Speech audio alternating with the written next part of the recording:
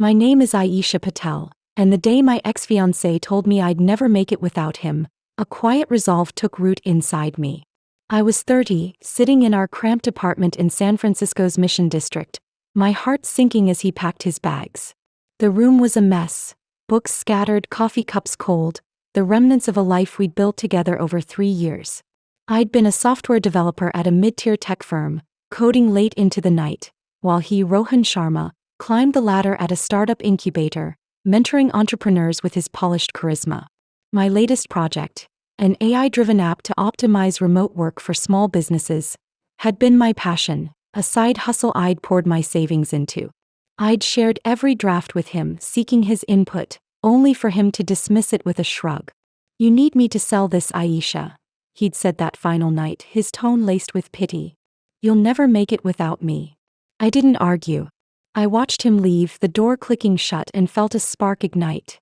That night I started sketching, alone. Today that sketch hangs framed in the lobby of PulseTech, the tech giant I built from nothing. The breakup hit hard.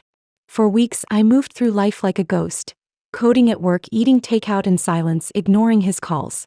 Rohan had been my rock, or so I thought, guiding me through tech conferences and introducing me to investors. Without him I felt exposed, my confidence shaken. But that AI app gnawed at me. I'd spent 6 months developing it, using open source tools and late-night coffee runs to fuel my progress. It wasn't just code, it was my vision for a future where small businesses could thrive remotely, a market untapped by the giants. The night he left, I spread my notes across the kitchen table, the dim bulb casting shadows. I refined the algorithm, adding real-time collaboration features, and by dawn I had a prototype.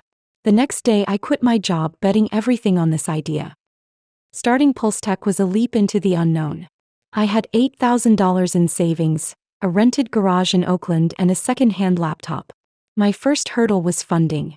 I pitched at local startup meetups, my voice trembling as I explained the app's potential. 10% productivity gains for small teams, a $20 monthly subscription model. The rejections stung, too niche, and proven, but I pressed on. My breakthrough came at a Bay Area tech fair where I met Lila Chin, a VC with a knack for underdog bets. She listened, her sharp eyes scanning my demo. "This could disrupt the market," she said. "I'll offer $300,000 for 25% equity." I shook her hand, heart pounding. It was a lifeline. Building PulseTech was grueling. I hired 2 freelancers, Jake, a UI designer, and Mia, a back-end developer, paying them from my savings while I coded the app myself. We worked in the garage, surrounded by oil stains and cardboard boxes, testing features on a shoestring budget. I slept on a cot, waking to debug crashes at 3 a.m. Lila's investment bought us a small office in Soma, with desks and a coffee machine, but cash flow was tight. I took a $40,000 loan, risking default if the app flopped. My revenue trickled in from beta testers, $1,500 a month. But it was a start. I marketed on social media, posting tutorials that gained 5,000 views, slowly building a user base. The app launched 6 months later, a basic version with core features. Initial uptake was slow, 50 subscribers in the first week, but feedback was gold. Users loved the collaboration tools, requesting integrations like Slack and Zoom. I worked 16-hour days, coding updates, answering support tickets, and refining the UI.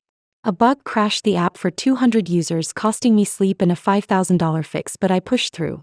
Lila stepped in with $150,000 more, impressed by my hustle. By month 3, subscriptions hit 500, generating $10,000 monthly. A feature story in TechCrunch. The garage app taking on big tech.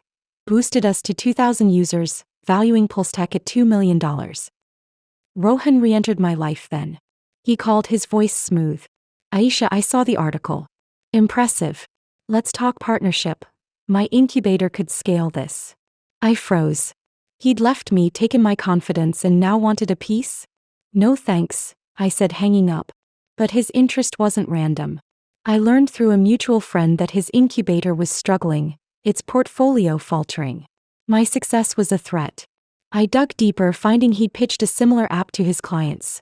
My app repurposed with his spin. The betrayal stung anew, but it fueled me. I hired a lawyer, securing a trademark for PulseTech's unique algorithm, and prepared to protect my work. Growth accelerated. I expanded the team to 8, adding a sales lead and a marketing guru. We launched a premium tier, $50/month with advanced analytics, hitting 5,000 subscribers and $250,000 monthly revenue. A $1 million contract with a San Diego startup cemented our credibility, pushing valuation to $10 million.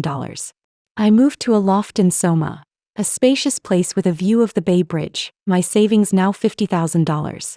But the legal shadow loomed. Rohan's incubator sued, claiming I'd used his guidance to build Pulse Tech. My lawyer, Nadia, countersued for IP theft, armed with my timestamps and his old emails. The turning point came at a San Francisco tech summit. I was on a panel discussing remote work when a reporter asked about Rohan's lawsuit. He said I'd never make it without him. I said, mic steady. I proved him wrong. Pulse Tech is mine. The room buzzed, cameras flashing. That night, a clip hit 400,000 views on X, #Aisha Patel trending. Rohan's incubator faced backlash and his clients pulled out. Lila called. You're a brand, she said. Let's rebrand Pulse Tech under Patel Innovations. Own it. I agreed, launching a $3 million campaign that doubled our user base to 10,000. Rohan fought back, leaking texts where I'd sought his advice, painting me as dependent. I countered with a blog post, detailing his abandonment and theft, attaching evidence. Public support surged, with 6,000 signatures on a petition for incubator accountability. The legal peak hit when Nadia found a contract. Rohan had sold my app concept to a rival for $100,000, pocketing it. We added fraud to the suit. His incubator's valuation tanked 20% and he was ousted. I felt victory near, but Lila pushed for a global push. I sketched a London pilot, but a message from an unknown number stopped me. Aisha, it's an old friend. Rohan's not done. Meet me. I stared at the phone, pulse racing. A setup? A warning? The message vanished, leaving me with questions. My empire was rising, but the fight wasn't over. The cryptic message from the unknown number lingered in my mind as I sat in my Soma loft, the Bay Bridge lights twinkling outside. Rohan's not done. Meet me, the old friend had texted before the message vanished. My pulse quickened. Was this a trap to drag me back into Rohan's orbit, or a chance to expose his next move? I saved the number, my thoughts swirling, but I pushed it aside for now. The next morning, I met Lila Chin at a sleek cafe near her office to plan Patel Innovations' London launch, though that warning kept tugging at my focus. We're targeting London and Berlin first, Lila said, her tone all business as she projected market data on her tablet. Patel Innovations could net $200 million with 25% adoption, but Rohan's lawsuit is a risk. We need to neutralize it. I nodded, half distracted. The legal battle had already dented Rohan's incubator's valuation by 20%, with him ousted and his reputation fraying. My fraud and IP theft claims were solid, but the not done hint gnawed at me. I'll handle it, I promised, though I wasn't sure how to tackle the unknown. That afternoon I called the number back. The voice, belonging to Tara, a former colleague from Rohan's incubator, shook with nerves. Aisha, I could lose my job for this, she said. Rohan's been siphoning client funds into a slush account, planning to sabotage your London launch with a rival app. I found the records after he left. Expose it and he's finished. My breath hitched. This went beyond my app. It was a personal vendetta. Send me the proof, I said. Hours later, encrypted files hit my inbox. Bank statements, emails, a blueprint for a knockoff app. Rohan's spite was a weapon I could turn against him. I rushed the evidence to Nadia, my lawyer. This is dynamite, she said, flipping through the pages. We can add embezzlement and unfair competition. But he'll fight dirty. I didn't blink. Let's do it. The amended lawsuit dropped a week later, shaking the tech world. Ex-incubator head faces embezzlement charges screamed headlines, and Rohan's incubator's stock crashed another 15%. He was blacklisted, his assets frozen. But the backlash hit me too. His lawyers subpoenaed my early drafts and Patel Innovations board grew uneasy. Lila called me in. This is big, Aisha, but it's a distraction, she said. The London pilot launches in 10 days. No mistakes. I dove into the rollout, working 16-hour days with Jake, Mia, and the team. We tailored the app for UK regulations, testing it with a London startup. Results were impressive, 20% productivity gains in a week. But the legal heat rose. Rohan's lawyer offered a $500,000 settlement with an NDA. "Walk away, Aisha," he pressed over video. "This ends now." I hung up. No deal, I wanted justice. Launch day arrived, a virtual event for 40,000 viewers. I stood on stage, Patel Innovations logo behind me, nerves steadying as I spoke. "He said I'd never make it without him," I said, voice firm. "I proved him wrong with this." The demo showcased London's pilot success, contracts rolling in from Berlin and Paris, $150 million total. Mid-presentation, Nadia texted, "Rohan's folding. $1 million offer. He's confessing." I finished strong, but my mind raced. Afterward, Nadia confirmed it. Rohan offered $1 million to drop the suit, agreeing to testify against his partners for leniency. "He's desperate," she said. I took the deal but demanded a public apology naming his theft. They relented, and a week later, Incubator apologizes for stealing Aisha Patel's innovation hit the news, with Rohan's confession on a tech podcast. His career was over. With a legal fight won, Patel Innovations named me CEO. $180,000 salary, 3% equity. My savings hit $100,000 and I upgraded to a penthouse with a bay view. Jake and Mia became leads and I hired a 7-person team for global growth. But Tara's final tip revealed a twist. Rohan had pitched my app to a Chinese firm, a deal derailed by my suit. I sent it to the FBI, giving a statement. Agents called, scheduling an interview. I spent 3 hours detailing the evidence and they opened a probe. Rohan could face federal charges. Publicly, I was dubbed the App Queen, my ex following hitting 30,000 #Aisha Patel trending. Rohan's incubator collapsed, its assets seized. Patel Innovations landed a $20 million deal with a Berlin firm, valuing us at $50 million. I traveled to London for the signing, my first international trip, and the city's energy inspired me. I met with UK tech leaders, planning a R&D hub. Back home, I hosted a team celebration, toasting with champagne. The mood shifted when Nadia called. "FBI raided Rohan's place," she said. "More accounts, more bribes. He's naming names." I hung up, relief mixed with unease. Who else?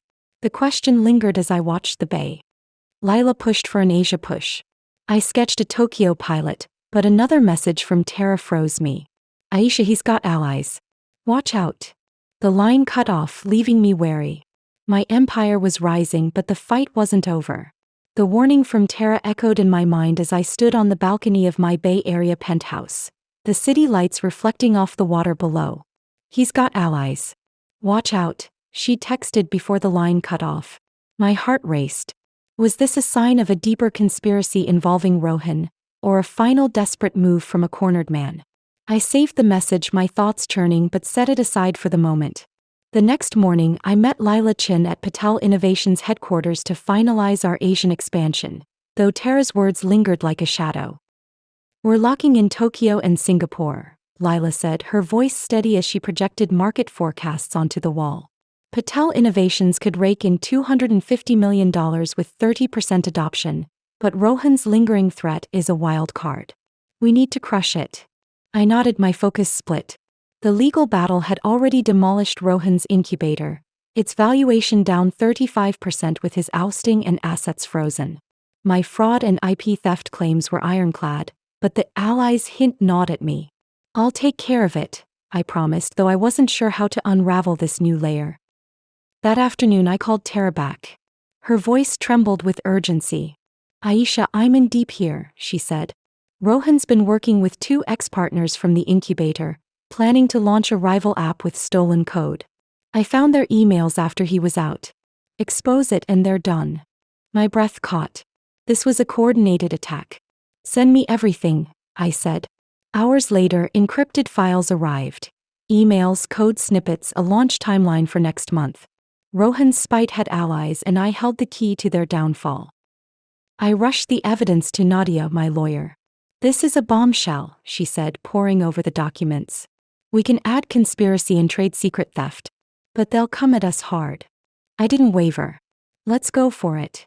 The amended lawsuit hit a week later, sending shockwaves through the tech scene. Ex-incubator trio faces conspiracy charges dominated headlines, and Rohan's partner's startups lost 20% value overnight. Rohan was implicated, his reputation in tatters.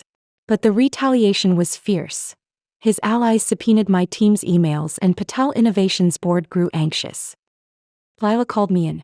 "This is massive, Aisha, but it's pulling focus," she said, her gaze piercing.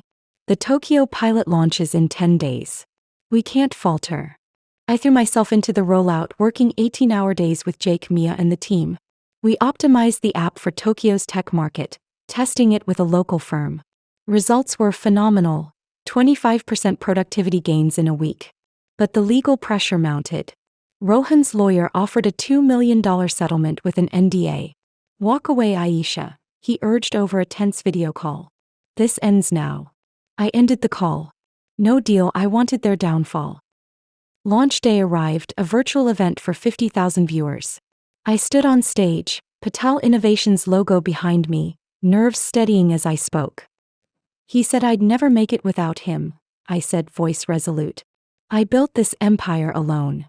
The demo showcased Tokyo's pilot success, contracts pouring in from Singapore and Seoul, $300 million total. Mid-speech, Nadia texted, "They're cracking. $5 million offer." Rohan's confessing all. I wrapped up with a flourish, my mind spinning. Afterward, Nadia filled me in. Rohan and his partners offered $5 million to drop the suit, agreeing to testify against each other for leniency. "They're panicking," she said. I took the deal but demanded a public apology naming their theft. They caved after days of negotiation, and a week later, Incubator Trio apologizes for stealing Aisha Patel's vision hit the news, with Rohan's full confession on a tech forum. His career was obliterated, his allies ruined. With the legal war won, Patel Innovations elevated me to CEO. $200,000 salary, 5% equity. My savings soared to $500,000, and I bought a waterfront estate in Sausalito. Jake and Mia became VPs, and I hired a 12-person team for global expansion. The estate came with a garden which I filled with native plants, a personal touch after years of concrete. But Tara's final tip revealed a chilling twist. Rohan had planned to sell the rival app's code to a Russian firm for $10 million, a deal foiled by my suit. I passed it to the FBI, giving a detailed statement. Agents interviewed me for 5 hours, launching a cybercrime investigation. Rohan could face international charges. The public dubbed me the Tech Empress. My ex-following hitting 60,000 #Aisha Patel trending for days. Rohan's partners filed for bankruptcy, their startups dissolved. Patel Innovations secured a $50 million deal with a Singapore tech giant, valuing us at $100 million. I traveled to Tokyo for the signing, my second international trip, and the city's innovation inspired a new R&D plan. I met with Japanese leaders sketching a cutting-edge lab. Back in Sausalito, I hosted a team celebration, toasting with sake and local wine. The mood shifted when Nadia called. "FBI hit a gold mine," she said. "Rohan's partners named a tech cartel. He's cutting a deal, exposing more." I hung up, relief mixed with caution. Who else was in this cartel? The question lingered as I watched the sunset over the water. With the legal dust settling, I turned to Patel Innovations' future.